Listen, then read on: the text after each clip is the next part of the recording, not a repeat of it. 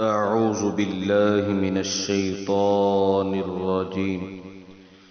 ما ننسخ من آية أو ننسها نأت بخير منها أو مثلها. ألم تعلم أن الله على كل شيء قدير؟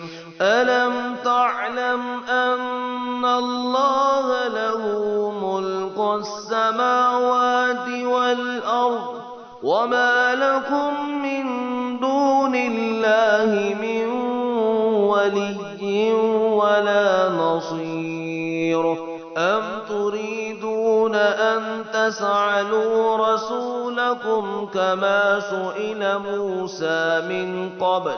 ومن يتبدل الكفر بالإيمان فقد ضل سواء السبيل.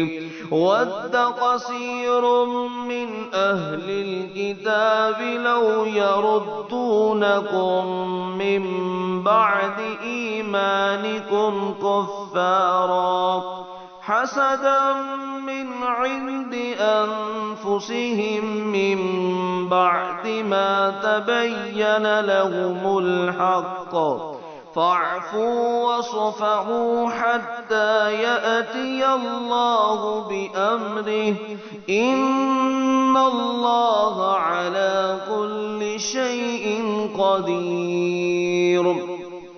وأقيموا الصلاة وآتوا الزكاة وما تقدموا لأنفسكم من خير تجدوه عند الله، إن الله بما تعملون بصير.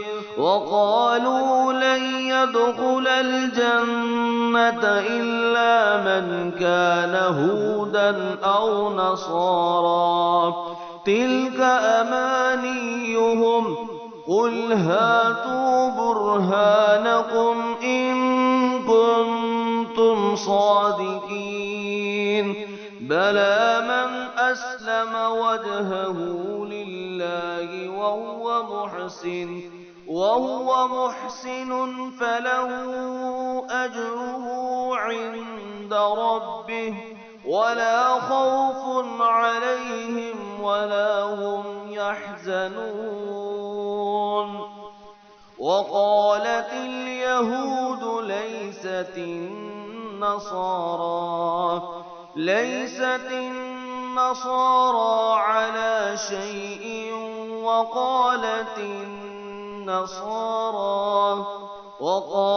النصارى ليست اليهود على شيء وهم يتلون الكتاب، كذلك قال الذين لا يعلمون مثل قولهم، فالله يحكم بينهم يوم القيامة فيما كانوا فيه يختلفون.